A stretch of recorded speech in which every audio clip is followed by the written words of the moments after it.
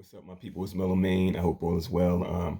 I just felt led to share some of this word with y'all when it comes down to the Most High God and who we know is Jesus. I just wanted to spread a little bit of this word so to give some inside perspective and some understanding of some things because a lot of times I know things can get confusing and misinterpreted. But I'm going to come right from the Bible. So if y'all bear with me, just walk with me for a minute, all right? When we talk about lovers of God versus enemies of God, right? This is what the verses say, right? So James 4:4, right? He says a friend of the world is an enemy of God, right? So if you're a friend of the world, you're an enemy of God. God understood that the world was wicked and the world is wicked. He understands that. So he said if you're a friend of the world, then you are no friend of his, according to the word. So if you're saying you're a believer in the most high God and you follow his word and you believe in his word, then we got to reference this book, right? To keep us in line. This is how we stay in line. This is how we acquire understanding. So this is what the word says. That's James 4:4, right? So I'm going to be paraphrasing. So I'm not going to be word for word. I'm going to leave that up to you to go word for word. But I'm going to give you the basis and the understanding of the verse, right? The world is a wicked world, right? So John 14, 28 through 30 says that this is the time where Jesus is about to be crucified. So he's talking to his disciples. He was saying, I got to leave, right? He said, the prince of this world is coming. He's not in me and I am not in him. The prince of this world, he knew the world was about to get wicked and be overtaken for the time being by Satan because Jesus was going away to prepare a place. He was crucified. He was going away to prepare a place. He was going back to his father. And he was going to come. He's coming back to get his children. But meanwhile, the prince of the world is going to be taken over, like as we see today how the wickedness is going on in this world. So he said, I'll be going away because the prince of this world is coming. So he understood that the world was wicked. So he said, if you're a friend of this world, you are no friend of mine. All right. And that was John 14, 28 to 30. I advise you and I encourage you to go back to it and look at it for yourself. All right. So you won't think that these are my words. These are not my words. These are the words of the Most High. These are the words that's in the Bible that you say you follow. You see what I'm saying? I know I follow it and I'm confident in it, but are you, right? That's up to you. Uh, Revelations 3:15 through 16 says, these are for the lukewarm people. He said, if you are lukewarm, I will spew thee out of my mouth, which means some people they play both sides of the fence, right? I'm a good person, but yet, and I believe in God and I believe in his word, but yet I'm not following his word. So he said, if you are lukewarm, I will spew thee out of my mouth, which means that you're not hot or cold. You're lukewarm. You're playing both sides of the fence. Matthew 6:24 says, no man can serve two masters, for he would love one and hate the other, which means like you can't serve two masters. You can't serve God, then turn around and say you serving Satan and sinning and doing all of this stuff that's outside the commandments, right?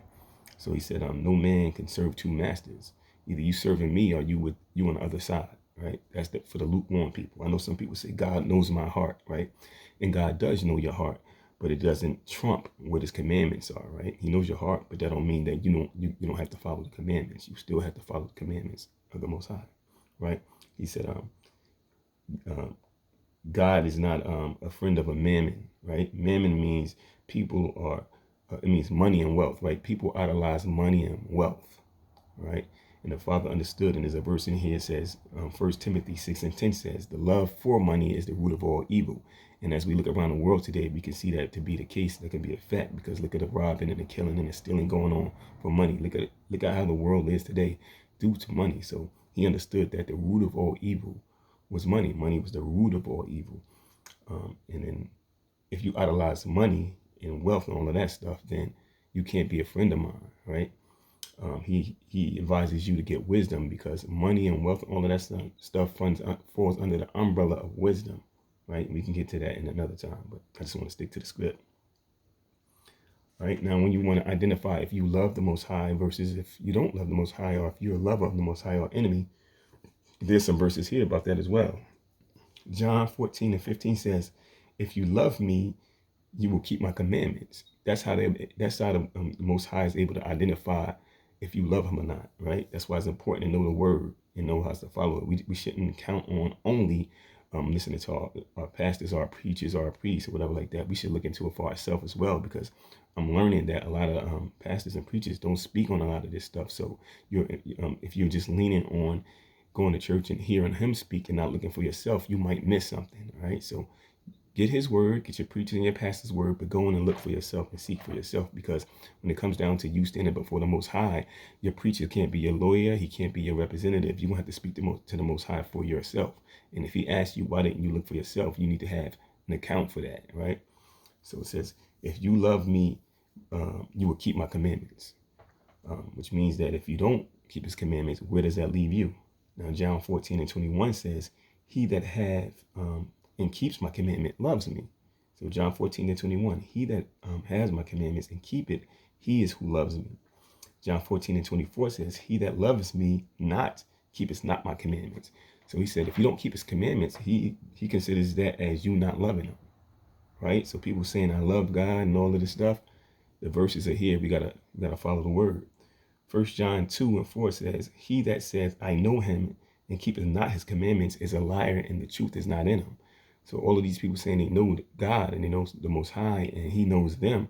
This 1 John 2:4 says, he that said, I know him and keepeth not my commandments is a liar, and no truth is in him. All right, so I don't know if everybody has read these verses, but we got to pay attention to that. That's how we're going to get forward when it comes down to the Most High. So when we praying to the Most High and we speaking to the Most High and we think we're not getting responses, these could be the reasons why. We got to know the word. And for those who may be feeling some type of way, because people, in this world, they don't, when they feel uncomfortable, when they feel like they're being chastised and judged, they don't respond well to it, right? But we got to understand this: the word is the Most High. It's not my words. It's not the preacher's words.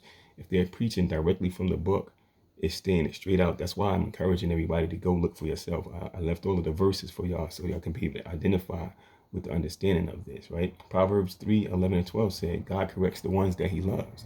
So don't feel no type of way when you're hearing this word, because it's like a father to a son or daughter, or a mother to a son or daughter. They chastise them, they consequence them because they love them and they want them to do well.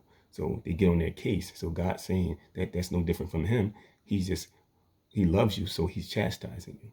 All right. So that's Proverbs 3:11-12. All right.